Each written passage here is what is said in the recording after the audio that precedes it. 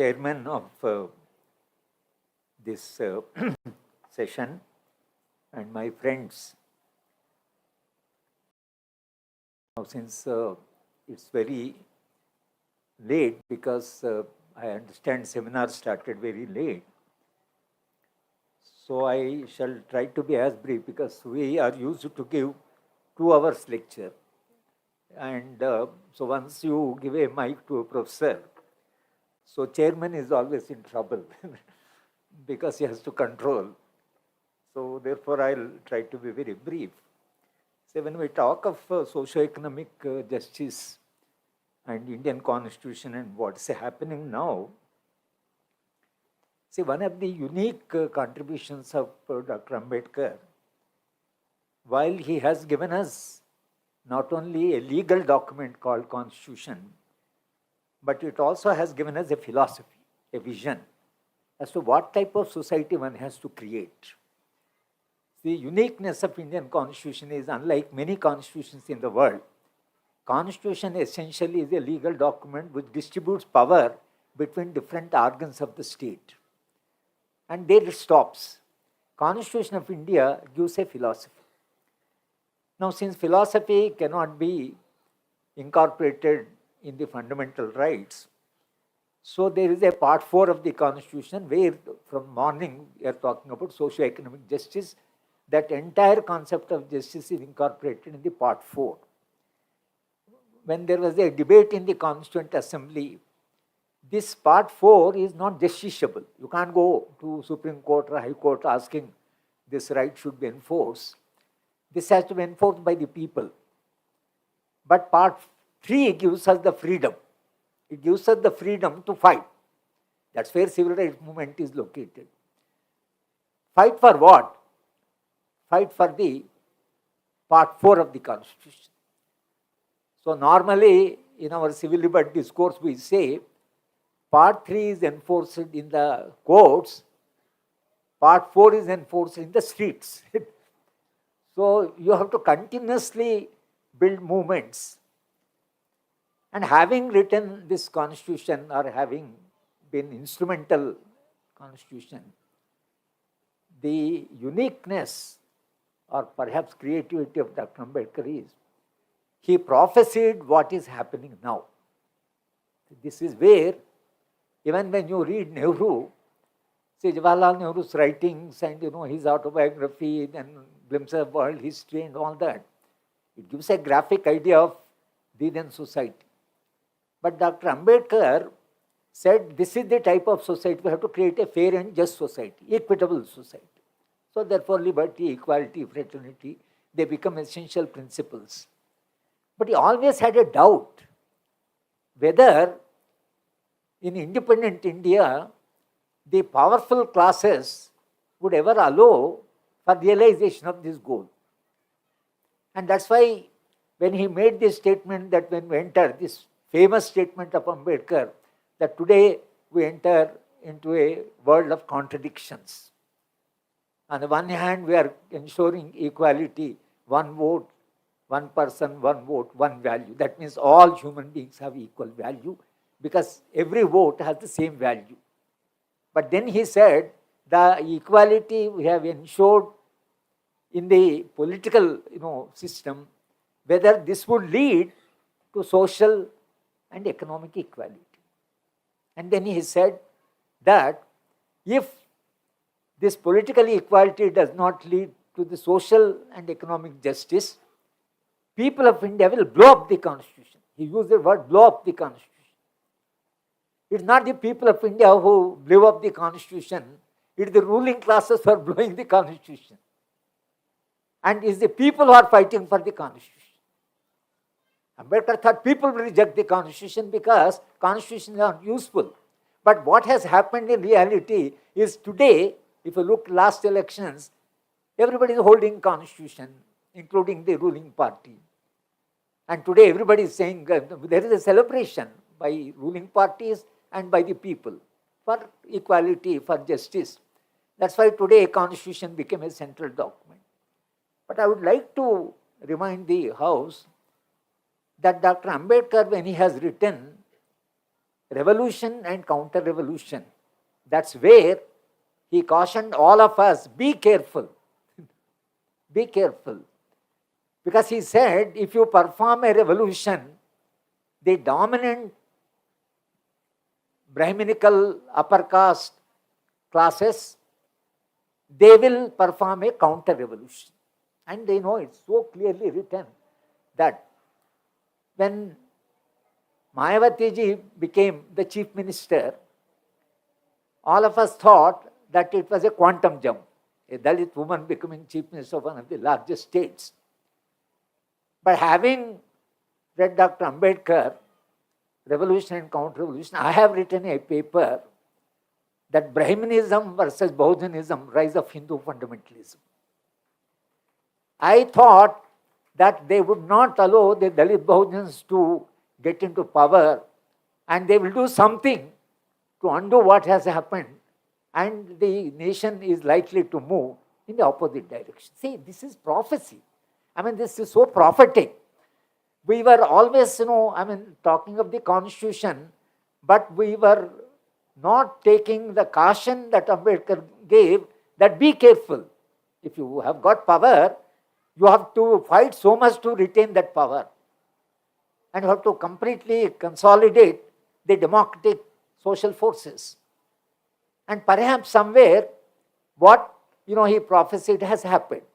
How did he come to this conclusion that it's very likely that this nation or the classes may perform a counter-revolution? He came to this conclusion because he thought Buddhism, which was one of the most progressive religions of the world, where Buddha thought that the cause for the dukkha is in the structure. It's not somewhere in the karma or external to our life. It's a cause. You have to change your social structure. If dukkha, your wants are a cause of your dukkha, then you have to carefully control your wants. Justice and peace are very important. This is what Buddha said. Perhaps any religion which is based something like on Buddhist philosophy, the world would have been much more peaceful. But today, we see that the Buddhism, what Jawaharlal Nehru called child of Indian thought, Buddhism అనేది ఒక మానవ చరిత్రలో ఒక సమాజంలోని అత్యున్నతమైనటువంటి ఒక దశ. అది భారతదేశ ఆలోచన విధానంలో తాత్వికతలో బుద్ధిజం వచ్చింది. Buddhism has gone to China, Buddhism has gone to Japan, Buddhism has gone to different parts of the world, but the birthplace of Buddha or Buddhism is defeated. This Dr. Ambedkar says, look, the capacity of the Brahminical ideology in defeating something of the Buddha and Buddhist ideology. So therefore, what is happening now is that a constitution which provides a vision for an equitable, fair, just society. And preamble of the constitution presents a vision. What type of vision you should have to change your society? But transformation of the society has become so difficult when consciousness of the people is going up. And Dalits have become conscious, tribals have become conscious, marginalized sections have become conscious, women have become conscious. The consciousness today of the society is far better, far more than ever in the history of India. At no point the people were as conscious as today. The poorest Dalit woman, when we were carrying a campaign for equitable education and common education, one very poor woman, she said, I want my children to get quality education. She wants quality education. Now that means first time in the history, a most marginalized section want their children to study. Once this consciousness has come, what has happened? Entire education system completely collapsed. Government schools collapsed, entire curriculum has been changed, and now you find a very sad picture in education. I studied in a common school in my village, along with my Dalit friends. In 1950s, there were 3 classmates of mine who are Dalits. There was also a boy, one who was also a beggar caste. And every Sunday he used to come to beg. And my mother used to say, your classmate has come. Now imagine that what type of composition of the class in 1950s. But today, you go to a government school, only poor children are there, and all the other communities, all the castes are in the private schools. You find hierarchy of schools. In fact, to change the society for social justice, if you want to realize social justice, education, that Dr. Ambedkar considered very instrument himself was started a college, he started an evening college, so that people can work in the morning and study in the evening. And see, why he took so much of interest in education? Because he thought education will transform the society. Once you are educated, you will fight for your rights. Once you are educated, you are conscious of your dignity, your self-respect. And therefore he thought education is a critical instrument. And that's the reason why he himself started education institutions. Today what happened to education system? What is the crisis of education system? Entire public institutions collapsed. Completely private sector has taken over the education, and education has become a big mafia. And unless you have a lot of resources, you can't study.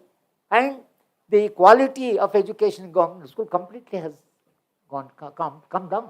Look at the public universities in our own state.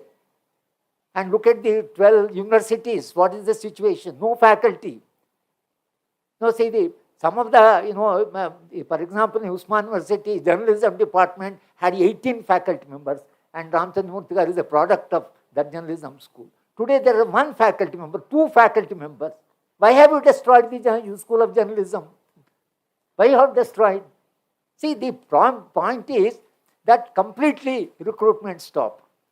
So Baba Sahib thought that if you can give quality education to the children, right, they will fight for their own rights. Because that's what education is meant for. But today, they have completely dismantled the education system, public education system. They have just private institutions, and now a super rich class emerged. Baba Sahib thought that economic equality will come, and Article 38, Article 39, please read those 2 articles, that's enough. What does Article 38 say? Reduce inequalities in income, status, opportunities and facilities. ఏ దాంట్లో అసమానతలు తగ్గాలి? ఆదాయంలో, అంతస్తుల్లో, అవకాశాల్లో, సౌకర్యాల్లో అన్ని రకాల అసమానతలు తగ్గాలి. Babasaheb Ambedkar also said the equality that I am talking is not a mathematical equality. It's not 1:1. I am talking of equality of opportunities. What is in the hand of human? There may be fast learners, there may be slow learners. That's a different thing. But opportunities should be equal. If opportunities are not equal, that is human failure. If nature has created certain difference, that's a different thing. But it's a human failure. You can do that. So reduce inequalities in income, status, opportunity. These are all through public policy they can. But Article 39 is more radical. Article 39 says means of production should not be in the hands of a few individuals. It should not be monopolized, means of production. And then he says that wealth should not become detrimental to the common good. Wealth should not be concentrated in few hands. It should not become detrimental to the common good. What is the function of wealth? Function of wealth is to ensure fair and just society. Wealth should be accessible to people. Today in the morning, Madhav Garu was mentioning 10% of people have 70% or 80% of wealth. And the bottom 40% have 5%, 10% of wealth, 6%. Oxfam study, latest, all studies saying that the inequalities today in India are the highest than ever before. Whereas Constitution of India says that reduce inequalities and ensure that the means of production, like minerals. Rajita was telling that what is the problem in the tribal areas? Unfortunately, the sad part of the tribal life is that there is enormous wealth under the feet of the tribals. Enormous wealth. All mineral resources are there. Whom does that wealth belong to? Whom does it belong? For centuries. That's why she was quoting Jaipal Singh Munda. Jaipal Singh Munda said in the Constituent Assembly, what did he say? We are indigenous people. This India belongs to us. All of you have come from outside. But since now we agreed to live together, ensure our self-governance. That's why Schedule 5 came. But today what's happening in the tribal areas? Entire tribal areas are burning. So I think, see, what perhaps has happened in India is that we have had a constitution because the person who was instrumental in drafting the constitution, the entire Constituent Assembly, particular drafting committee, had a vision. Dr. Ambedkar has clearly said that. And if you have created that type of society, this much of violence is not needed. I'll add one more point and stop. Dr. Ambedkar thought that state, which is organized, what is state? When I am a political science student, state is institutionalized violence. It's an organized force. The distinction between state and other organizations is that the state alone can use force. We can't use force. I can't slap anybody. But policeman can slap me. Slap me under what? Under certain condition.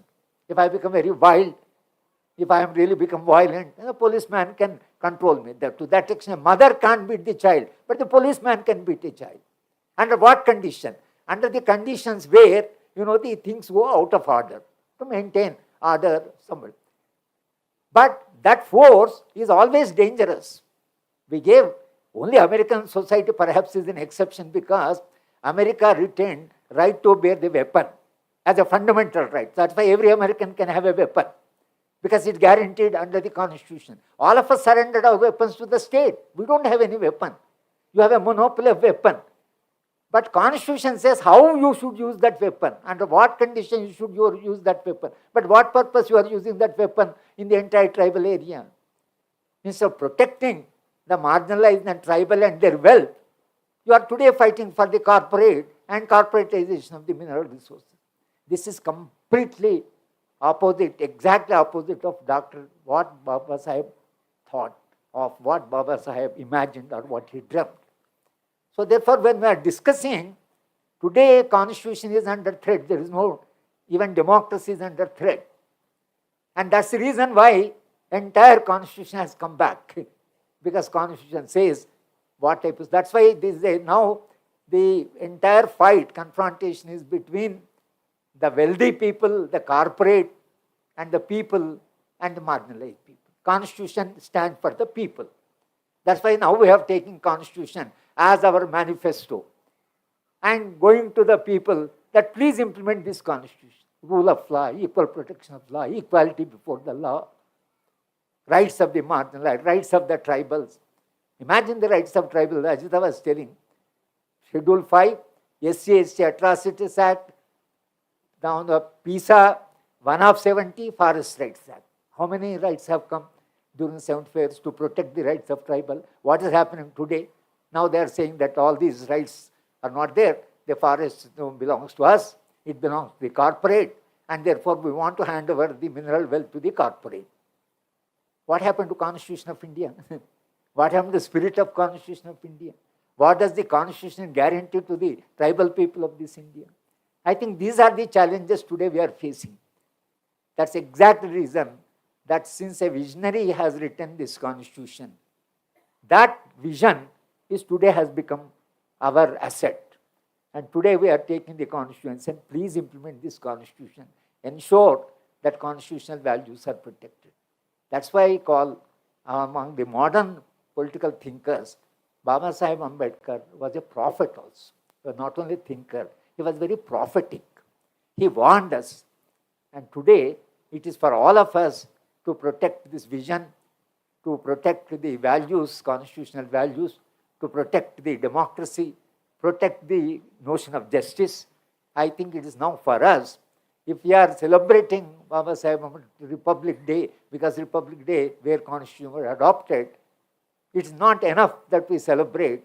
We have to collectively stand for the constitutional values and see that the force, the power is tilted in favor of the marginalized and not in favor of this very powerful, rich, neoliberal class. And that is the only tribute we can pay to Dr. Ambedkar, is to protect the Constitution of India. Thank you very much, sir, for this opportunity.